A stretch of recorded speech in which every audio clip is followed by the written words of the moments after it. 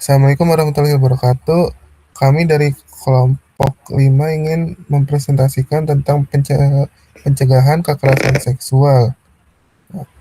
Perken- Perkenalkan, di sini nama saya Muhammad Rafael Faristi dan teman-teman saya. Saya dengan Dirk Prasetyo Rewatua. Saya Kristen Novel Gibran. Saya Puji Lestari. Saya Katania Noah. Saya Muhammad Rizky. Saya Ranito Izar Ramadan. Oke, selanjutnya pendahuluan. Memahami pentingnya pencegahan kekerasan seksual sebagai bagian dari pendidikan kewarganegaraan di Indonesia. Mengapa penting? Kekerasan seksual merupakan pelanggaran HAM serius yang berdampak luas bagi korban dan masyarakat. Statistiknya itu Komnas Perempuan mencatat ribuan kasus kekerasan seksual setiap tahun di Indonesia. Dengan banyak kasus tidak dilaporkan. Tujuan pembelajaran memahami definisi, dampak, regulasi hukum, serta langkah pencegahan kekerasan seksual dalam perspektif kewarganegaraan. Selanjutnya, definisi dan jenis kekerasan seksual. Definisi UU TPKS adalah setiap perbuatan merendahkan, menghina, atau menyerang tubuh dan fungsi reproduksi seseorang itu termasuk kekerasan seksual. Dan jenis kekerasan seksual yaitu kekerasan pelecehan seksual, tindakan seksual verbal maupun fisik tanpa persetujuan korban. Kedua, eksploitasi seksual memanfaatkan seseorang untuk tujuan seksual demi keuntungan tertentu. Ketiga, pemaksaan seksual yaitu memaksa seseorang melakukan tindakan seksual dengan ancaman atau kekerasan. Kelima, perdagangan seksual. Dan keenam yang terakhir yaitu kekerasan berbasis gender online KBGO, yaitu penyebaran konten seksual tanpa izin melalui media digital. Baik, selanjutnya ada dampak kekerasan seksual. Yang pertama ada dampak fisik, yaitu cedera, masalah kesehatan reproduksi, dan gangguan fisik jangka panjang. Yang kedua ada dampak sosial, yaitu stigma, isolasi sosial, dan kesulitan membangun hubungan sosial. Yang ketiga ada dampak psikologis, yaitu trauma, depresi, gangguan kecemasan, dan PTSD pada korban. Selanjutnya ada faktor penyebab dan risiko. Faktor penyebab dan risiko itu ada 3. Yang pertama ada faktor individu dan sosial, kurangnya pengetahuan tentang batas dan hak diri sendiri. Lalu ada lingkungan keluarga, sekolah, dan komunitas yang tidak aman atau abai. Yang kedua ada faktor budaya, yaitu stereotip gender dan budaya patriarki yang melemahkan posisi korban. Lalu yang ketiga ada ketidaksetaraan, yaitu ketimpangan kekuasaan dan ketidaksetaraan gender, memperburuk resiko kekerasan seksual. Selanjutnya di sini ada UU nomor 12 tahun 2022 tentang TPKS, yaitu tindak pidana kekerasan seksual, yang dimana landasan itu termasuk dalam landasan hukum perlindungan korban di Indonesia. Yang menjadi poin utamanya adalah dimulai dari tujuan adanya UU TPKS sebagai mencegah, menangani, dan memberikan keadilan bagi korban kekerasan seksual terutama pada wanita yang mengalaminya. Dan di dalam ruang lingkup terdapat 9 jenis tindak pidana kekerasan seksual, termasuk pelecehan, pemaksaan, dan eksploitasi seksual. Di dalam UU nomor 12 tahun ini terdapat pasal penting, terdapat tiga pasal, yaitu ada pasal 6 yang berisi pemaksaan seksual, pasal 15 merupakan isi hak korban, pasal 30 berisi perlindungan dan pemulihan pada korban. Selanjutnya. Selanjutnya ada KUHP dan UU Perlindungan Anak. Pada pasal KUHP terdapat 2 pasal, yang dimana pasal pertama berisi dari pasal 285 berisi pemerkosaan, diancam dengan penjara maksimal 12 tahun. Lalu selanjutnya ada pasal 289 hingga 296 berisi perbuatan cabul dan eksploitasi seksual yang diancam pidana penjara.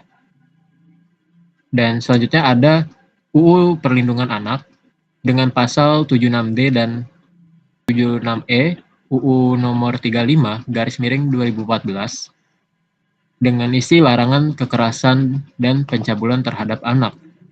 Dalam contoh aplikasinya, pelaku kekerasan seksual pada anak bisa dikenai pidana dengan penjara 5-15 tahun dan denda sesuai pada UU TPKS.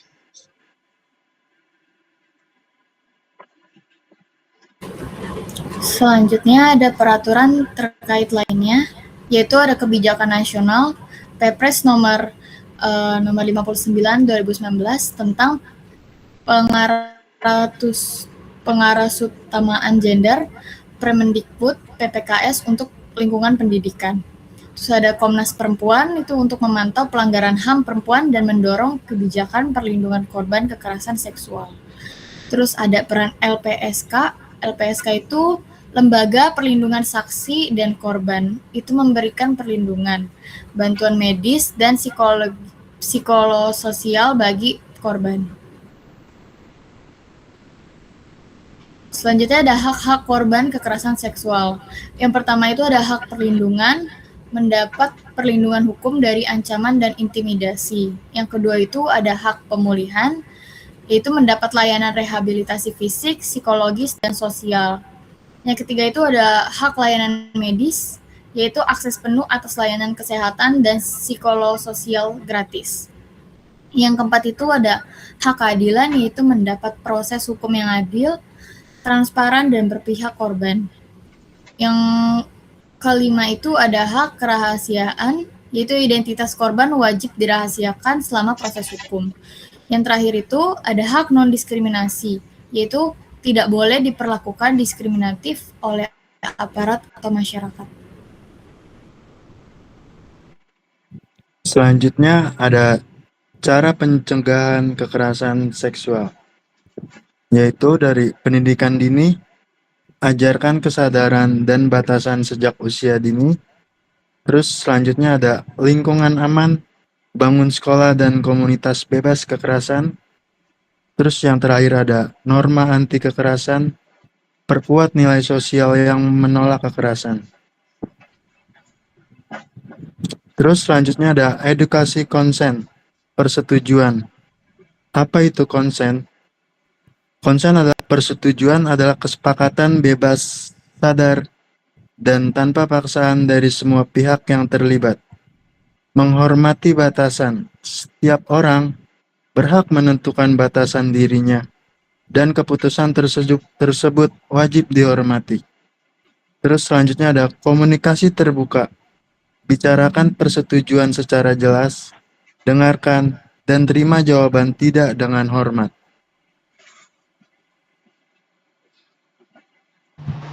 Selanjutnya ada mekanisme pelaporan dan penanganan kasus. Jalur pelaporan. The Polisi, Bareskrim, dan atau Polres, laporan langsung ke unit PPA. LPSK dan P2TP2A, Lembaga Perlindungan dan Pendampingan Korban. Prosedur dan perlindungan. Penanganan sensitif korban, wajib menjaga kerahasiaan identitas dan trauma informat. Perlindungan pelapor dan saksi. Dijamin UU TPKS, bebas dari ancaman dan intimidasi.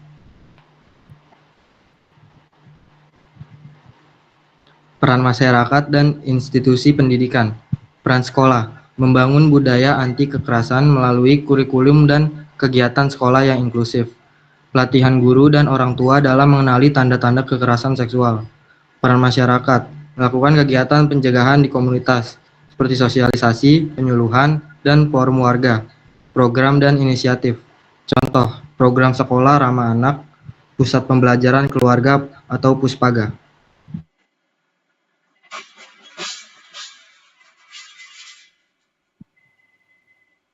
Selanjutnya, yaitu langkah jika menjadi korban atau saksi. Pada slide ini dijelaskan apa yang harus dilakukan jika kita menjadi korban atau menyaksikan kasus kekerasan seksual. Yang pertama, segera menjauh dari situasi yang berbahaya dan cari tempat yang aman. Setelah itu, hubungi orang yang kita percaya agar mendapatkan bantuan. Yang kedua, jika mengalami luka atau trauma, segera periksa ke fasilitas kesehatan untuk mendapatkan penanganan medis dan pendampingan psikologis. Terakhir, jangan takut untuk melapor kepada pihak yang berwenang seperti polisi, LPSK, atau P2TP2A. Pelapor juga dilindungi oleh undang-undang sehingga hak dan keamanannya tetap terjaga. Next. Nah, di slide ini sumber layanan bantuannya. Jadi kalau kita butuh bantuan, sekarang udah banyak sekali layanan yang bisa dihubungi. Misalnya ada LPSK, Komnas Perempuan, SAPA 129, dan P2TP2A yang ada di berbagai daerah. Informasi lengkapnya juga bisa dicek melalui website mereka. Jadi intinya, jangan pernah ngerasa sendirian atau takut buat minta bantuan. Semakin cepat kita cari pertolongan, semakin cepat juga kita bisa dapat perlindungan dan pendampingan.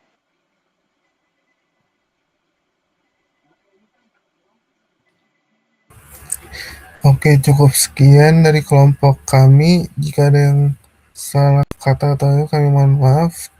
Wassalamualaikum warahmatullahi wabarakatuh. Prok, prok, prok.